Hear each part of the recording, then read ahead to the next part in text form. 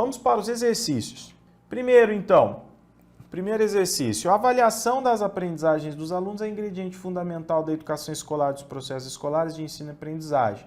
Papapá, papapá, fala. Considerando-se a avaliação da aprendizagem na perspectiva de um currículo inclusivo, é correto afirmar. Agora, gente, nas questões eu quero mostrar para vocês como o tema cai, reforçar alguns pontos que nós vimos e, ao mesmo tempo, complementar com outros, porque o universo é muito grande, não é? Quando a gente fala desses temas. Então, a gente também utiliza essas questões para complementar, para trazer mais conteúdos para os nossos estudos. Então, aqui ele está falando o seguinte, avaliação da aprendizagem, foi o que nós estudamos, só que numa perspectiva de um currículo inclusivo. Então, vejam, os estudantes são únicos e singulares. Avaliar o desempenho deles com os mesmos critérios ou as mesmas medidas é um procedimento justo para evitar privilégio de uns sobre outros. Então, quando a gente fala de inclusão, nós estamos falando dessa igualdade, quer dizer, então a educação inclusiva é aquela em que todos os procedimentos são iguais para todos, são homogêneos e todos devem se adequar aos procedimentos? Não.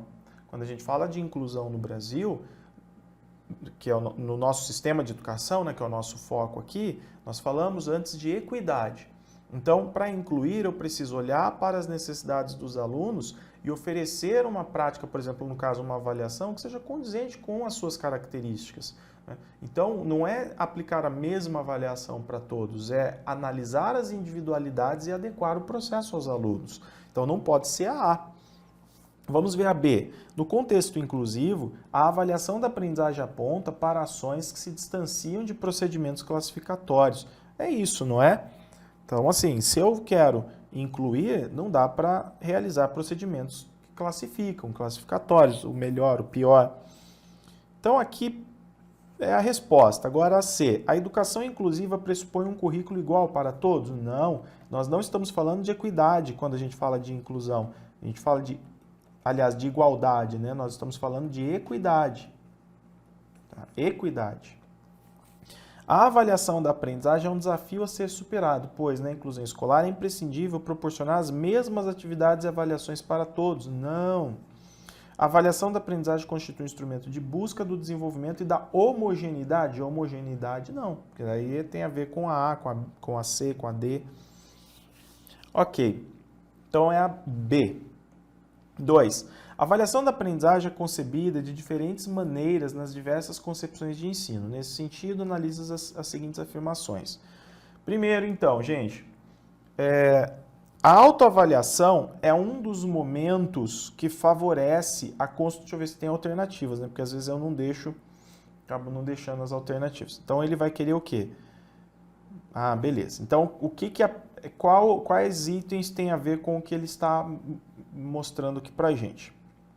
A autoavaliação é um dos momentos que favorece a construção da autonomia, pois leva o educando, sob o acompanhamento de seu professor, a questionar, a gestar suas ações, bem como controlar e reorientar sua aprendizagem. Tá, então, aqui a 1 fala de autoavaliação. 2. O ensino se baseia na memorização. Nesse sentido, a forma de avaliar coerente com essa concepção de ensino se pauta no conceito de avaliação, em que o educando deve reproduzir o conteúdo exposto. Bom, nós estamos falando de uma pedagogia tradicional, não é? Então, já ficou claro para nós. Na 3 diz, o foco não está nem no professor nem no aluno, mas nos conteúdos a serem ensinados. Entre os vários instrumentos destinados a medir o desempenho dos alunos, podemos citar testes, escalas de atitude, questionários, fichas de registro de comportamento e diversas maneiras de coletar informações sobre o desempenho dos alunos. Aqui a gente está bem dentro de uma proposta mais tecnicista, né?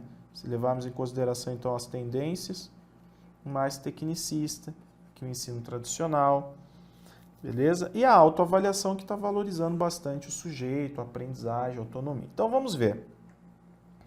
A 1, gente, apresenta um tipo de avaliação praticada na concepção tecnicista. Não, a autoavaliação nada a ver com tecnicismo. A 1 apresenta um tipo de avaliação praticada nas concepções humanista e sociocultural, que valoriza o sujeito, não é? Valoriza o indivíduo, o sujeito. Opa, pode ser. A 2 apresenta um tipo de avaliação praticada na concepção tecnicista? Não, tradicional. A 3 apresenta um tipo de avaliação praticada nas concepções humanista e sociocultural. Não, tecnicista. E aqui ele vai dizer que a 1, 2 e 3 fazem parte? Não. Então é a B mesmo. A 1 está aqui, praticadas nas concepções humanista e sociocultural, que é a valorização do sujeito, tá bom? Lembrando que quando a gente fala de humanista, a gente está falando, né, por exemplo, de educação renovada, não diretiva. E sociocultural, a gente já está falando de uma educação próxima de tendência progressista. Embora sejam tendências diferentes, existe esse ponto em comum, né, de olhar para o sujeito, de avaliar o sujeito, de valorizar o sujeito, de valorizar a autoavaliação. Então, às vezes, mesmo que a gente fale de tendências diferentes, às vezes existem alguns pontos em comum entre essas tendências. 3. Sobre a avaliação formativa, gente, é correto afirmar que aquela obrigatória a todos os programas? Não. A que se utiliza prioritariamente de métodos quantitativos? Não. Obrigatória ao final de cada bimestre? Não. Essa seria somativa, de repente, né, se for trabalhar com provas. Centrada no aluno, distinguindo e classificando cada aluno do grupo em função de uma educação de maior qualidade. Bom, aqui na questão 3, ele está falando assim, ó, centrada no aluno. Opa, parece que é, não é? Só que ele traz essa ideia de classificar, ou seja, o que eu quero é classificar os alunos. Parece que não. É a que colabora para a regulação das aprendizagens e do desenvolvimento no sentido de um projeto educativo, com certeza. Então, a minha preocupação é o aluno estar aprendendo. Então, eu preciso fazer de tudo, realizar todos os esforços, todo o acompanhamento para que o aluno realmente aprenda e se desenvolva durante o processo. Então, é a letra E. Aqui eu coloquei para vocês um esqueminha, né, com características da avaliação formativa. Tá? Aqui acabou repetindo a mesma informação, você tira aí. Beleza? Então, ela acontece ao longo do processo com o objetivo de reorientá-lo. E, na verdade, aqui nós temos informações complementares. Tá? Eu coloquei mais informações para você ter aí no seu material sobre avaliação formativa. Tem como foco fornecer informações acerca das ações de aprendizagem, portanto, não pode ser realizada apenas no final do processo. Trouxe também aqui como o Pirrenot define. Ele define a avaliação formativa como um dos componentes de um dispositivo de individualização dos percursos de formação e de diferenciação das intervenções e dos enquadramentos pedagógicos. Ou seja, o Pirrenot, ele olha para a avaliação formativa na perspectiva inclusiva, né? Inclusiva. Por quê? Porque eu tenho que olhar para a individualização dos percursos, para a diferenciação das intervenções. É aquela em que o professor está atento aos processos de aprendizagem de seus estudantes. Então, o professor não avalia com o propósito de dar nota, mas ele está preocupado com a aprendizagem. Orienta os estudantes para a realização de seus trabalhos e de suas aprendizagens. Quer dizer, o aluno ele também tem que ter consciência do que ele está aprendendo, das suas dificuldades, etc. Aqui, a avaliação é um processo de ensino-aprendizagem que deve ser realizada de forma contínua e sistemática, onde não devemos priorizar somente os resultados, mas investigar, interrogar e buscar identificar conhecimentos e dificuldades de cada aluno. De acordo com os estudos de Bloom, a avaliação apresenta 3 tipos de funções. Bom, aqui, gente, eu coloquei Bloom, né, porque a taxonomia de Bloom, ou seja, essa forma como ele analisa o processo didático é muito importante também. E coloquei para você ver que também cai isso em provas, né? Mas está dentro também do que nós estudamos. Vejam, quais são as 3 funções? A avaliação apresenta, na verdade, 3 tipos, né, de funções. Aqui talvez mude um pouco a nomenclatura, mas vai ser a analítica, a controladora e a classificatória. Então eu já coloquei essa questão para nós complementarmos aí os nossos estudos, ok? Então quando falar, por exemplo, sobre Bloom, no caso da avaliação, são esses os 3 tipos de funções: analítica, controladora e classificatória. Agora veja aqui, o que a banca faz? A avaliação diagnóstica é analítica, a avaliação formativa é controladora e a avaliação somativa é classificatória. Tá? Então, coisas que nós já sabemos. A única diferença é que aparece essa palavra analítica aqui associada à diagnóstica. Se você usar o que você já sabe, você colocar, nós teríamos aqui evolutiva, não, compulsiva, não, evolutiva, não, só pode ser a A, não é? Gradativa, por exemplo. Então, provavelmente vocês colocariam a mesmo, mas é bom saber certinho, tá? Então, tá aqui um slide mostrando. A verificação do rendimento escolar possui diversos critérios. Dentre os itens apresentados abaixo, apenas um apresenta corretamente um desses critérios. Assinale. Bom, verificação do rendimento.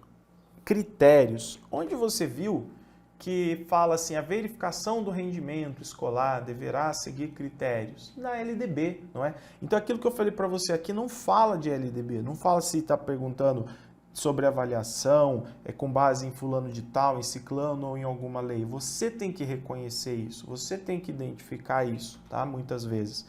Porque é característica, muitas vezes, da banca. Ela simplesmente joga o tema para que você reconheça. Então, aqui, quais seriam os critérios? Avaliação contínua e cumulativa do desempenho do aluno. É critério? Está lá no artigo 24, inciso 5 da LDB, não é?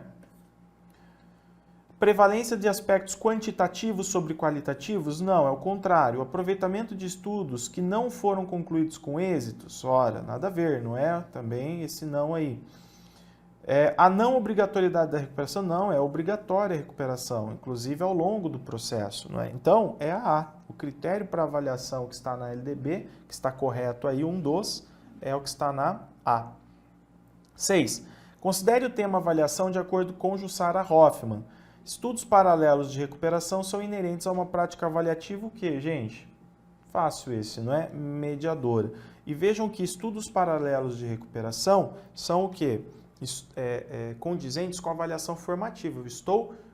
Eu não estou oferecendo uma recuperação ao final do processo, eu estou recuperando o aluno paralelamente. O aluno está tendo dificuldade, eu já estou aqui recuperando esse aluno, realizando atividades com ele. Vários sistemas escolares já têm o quê? Já tem o seu sistema de recuperação paralela. Dependendo do concurso que você vai fazer, você precisa estudar, de repente, documentos, por exemplo, Prefeitura Municipal de São Paulo. Então, já tem ali instituído um sistema, um regime de recuperação paralela. Tá? Tem uma lei municipal que regulamenta como vai acontecer o processo de recuperação paralela. Beleza? E no caso da autora aqui, isso é uma prática avaliativa mediadora, porque o professor está acompanhando o aluno e promovendo o tempo todo a mediação, ou seja, colocando o aluno em contato com o objeto e ajudando o aluno a aprender e compreender esse objeto. 7. A avaliação tem como objetivo acompanhar o processo de aprendizagem do aluno, né? E no caso, essa avaliação que tem esse objetivo de acompanhar o processo de aprendizagem do aluno é uma avaliação o quê, gente? Formativa. Segundo Hoffmann, assinale verdadeiro ou falso. Então, tarefa avaliativa bem elaborada para ela. Favorece a expressão própria de ideias e diferentes estratégias de solução pelos alunos. Tá?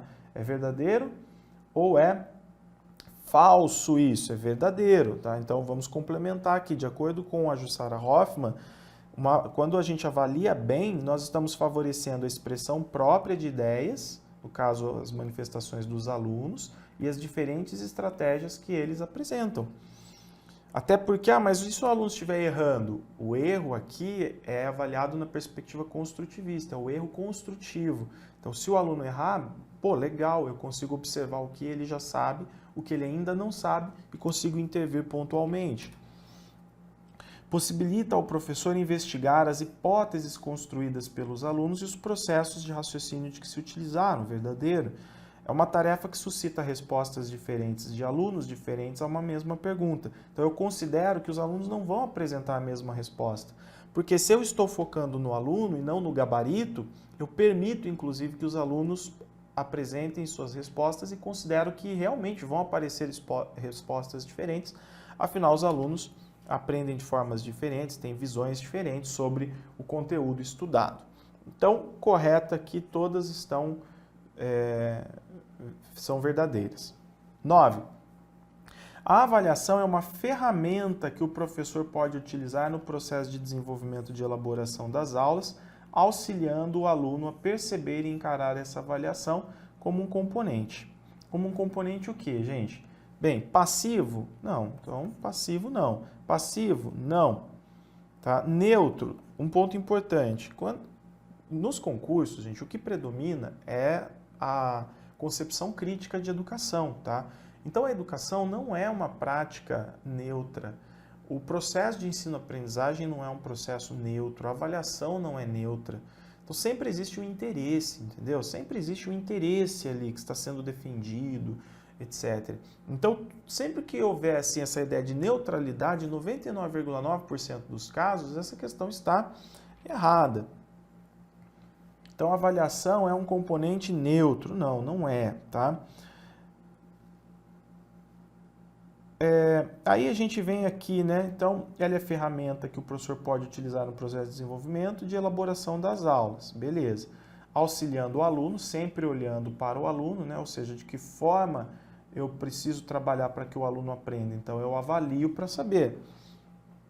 E aqui, gente, ela seria, então, vista como um componente positivo e construtivo para a melhoria de sua aprendizagem e consequente desempenho.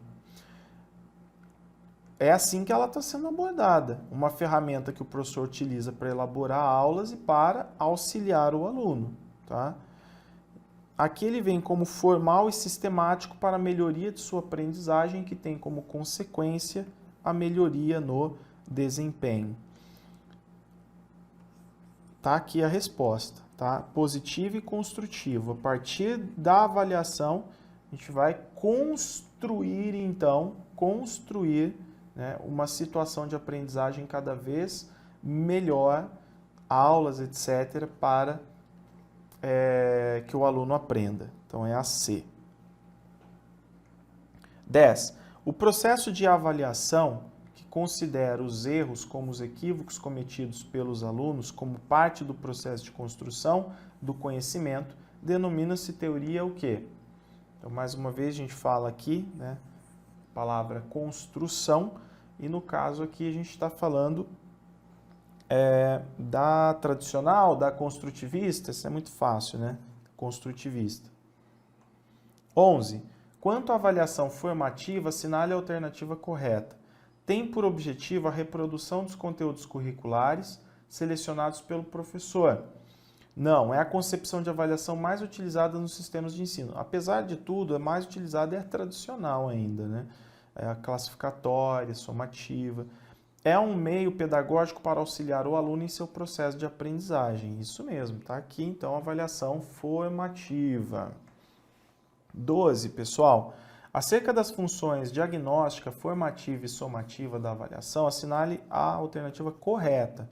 A avaliação formativa auxilia o professor na regulação dos processos de ensino e de aprendizagem, apontando o que deve ser feito. Então, a avaliação formativa, será que é assim mesmo que funciona a avaliação formativa?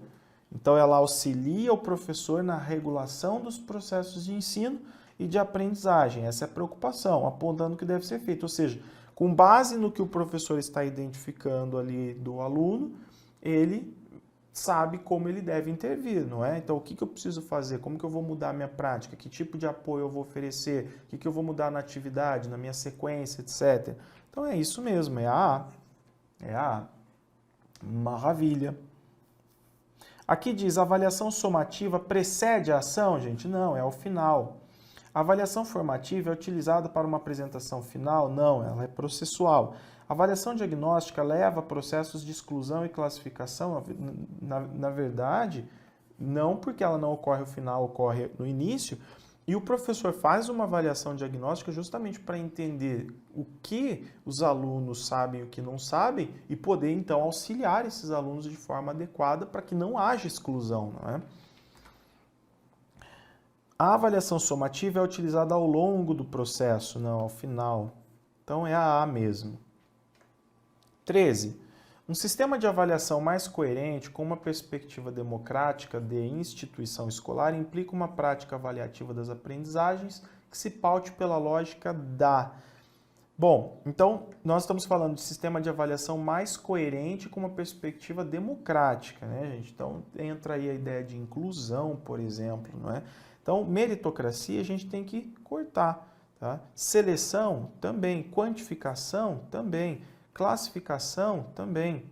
Então vejo que só eliminando as palavras que não estão relacionadas à perspectiva democrática, você já chega na resposta: inclusão, construção da autonomia e mediação. É a B, complemente aí no seu material. 14. É uma característica central e fundamental da avaliação formativa ter como aspecto principal ser o quê, gente? Reservada ao final do período letivo, é isso? Ó, avaliação formativa, é durante, então não é final. Ela é global e padronizada?